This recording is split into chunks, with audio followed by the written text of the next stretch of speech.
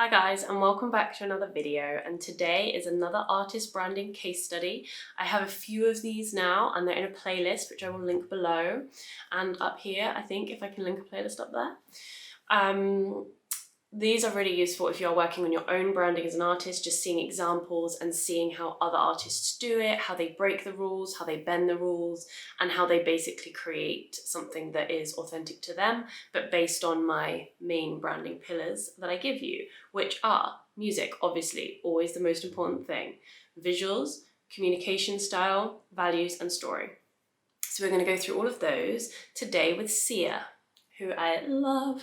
And I'm not always going to do the most popular artist, the most commercial artist, the most current artists on this. I'm literally going to do ones who I think have really interesting brands, because I think you learn more from those. But obviously always give me suggestions, and I have got a list of all your suggestions and I am working my way through them. But also there are ones that I feel are super helpful, or would be super helpful for you to see. So yeah. If you're new here, please subscribe and join us. I make videos regularly on all things branding, visuals, social media, aimed at independent music artists. And yeah, let's dive right in. Okay, Sia. So out of visuals, communication style, story, and values, Sia is definitely a visual dominated brand. So within these four pillars, because music obviously goes without saying, most important thing, within these other four, you will find that maybe one is super dominant for you, or maybe two are more dominant than the other two, or you may have all of them equal, but most likely you will veer towards one of them more than the others. And that's fine. Again, it's about making the decisions that are right for you and having confidence in that. So Sia's is definitely a visual heavy brand. That's the most dominant part of her brand. And she uses a very interesting visual branding technique. And this is something that I speak a lot about it in workshops I do, and I haven't actually spoken about it on here yet, I don't think. So I may do a video. Let me know in the comments if you want to see a video on different visual branding techniques. And this is just different methods you can use to approach your visual branding. And again, you can come up with new ones, you can mix two together, you can do what's right for you. But these videos are just to give you a generalized understanding and a kind of starting point, really, so you can then take what you want from it and build it in your own way as well. So maybe do a video on visual branding techniques.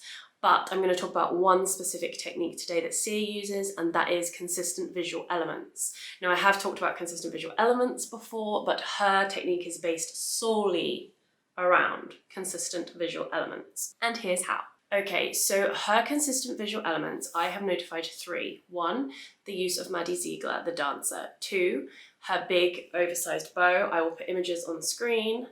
And her hair, her wig with her fringe that covers her face, the black and white. Those three things within this era that we're talking about were used 100% of the time. Usually with consistent visual elements, I would say don't use them 100% of the time as a generalized rule. But this is why it's good to talk about these specific artists, because she does use them 100% of the time and it works. Yeah, three consistent visual elements, uses them all the time, completely recognizable. Everyone recognizes her as soon as you see her.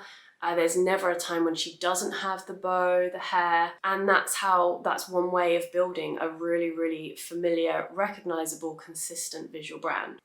Okay, and what this allows her to do, the use of consistent visual elements 100% of the time, is play with different styles. So if you want to really experiment in terms of aesthetic and styles, then look at this method, because she has done all these. I'm going to put images on. She's done like graphic cartoon style, she's done old retro VHS style, she's done clean slick style. She's really played with different aesthetics and styles, and the consistency of her consistent visual elements allows her to do that and still be iconic and recognizable and familiar to people. So the use of consistent visual elements 100% of the time means she's going to be recognized even if she does jumps from style to style to style, and they're all vastly different. So really important point. That I also talk a lot about making your brand work for you and making decisions that are right for you. As I said, these are guidelines, but the ultimate is you have to have confidence in yourself, and you have to have confidence in making decisions that are right for you, even if they go against the grain. And what Sia has done here is she obviously wanted to keep her identity secret within reason. Obviously you can Google her and see her, but generally speaking, she wanted to remain an element of privacy, an element of mysteriousness, and she wanted her identity to be slightly undercover. So they obviously, someone, I'm not sure actually who came up with the wig idea, but it is a genius idea, and it's a way where it obviously feels authentic to her. It's become iconic, but also it caters to her individual authentic needs, which was to remain a little bit private. So that is just a really, really, really good example of how you figure out your needs and then you work them into something cool for your brand and make it so you're like, wow, I am super confident with this part of me now because look how I'm displaying it. So yeah, just a really, really important thing, a really good thing to consider, and look at how you can cater to your own individual needs as well. So obviously her need for privacy, or, you know, keeping her identity a little bit subtle, secret, is also, that's part of her story, part of her values. So privacy, mysteriousness is part of her values. So it's another good example of how everything interlinks together, the visuals, the values, the story, it all comes as one. In order to talk about her story, for me, I knew her as an indie artist, and I had friends who liked her as an indie artist who maybe weren't thrilled with her rebrand and her commercial move. I actually really liked it. I like all her music, from the indie stuff to the commercial stuff. I don't feel like she sold out as such. I feel like she generally developed as an artist. I feel like she still has a lot of creative control. And the rebrand, obviously for me as a branding nerd, I love it. I feel like she has taken her authentic self and thought, okay, how do I want to do this in front of many more eyes than what I'm used to? This is it. And she ran with it. So for me, that is a natural part. That becomes her story, her progression, her development that is authentic to her. So I respect that, and I like how she's done it. If others disagree, obviously that's fine too, but I think there is always going to be this element of evolving as an artist, and if you try things out and they don't work and you don't like it and other people don't like it, that's fine. It's going to happen. You have to evolve. You have to try. A lot of being creative, whether it's music or visuals, is trying, playing, researching, experimenting. And we, I think, as a society, to get a little bit deep, need to be better at it, need to be like open to making mistakes, to others for making mistakes, and see it as all part of the growth and the evolving. Anyway, slight tangent there. But yeah, so her story, indie to commercial, and this authentic progression that is hers and hers alone. Values come into the visuals.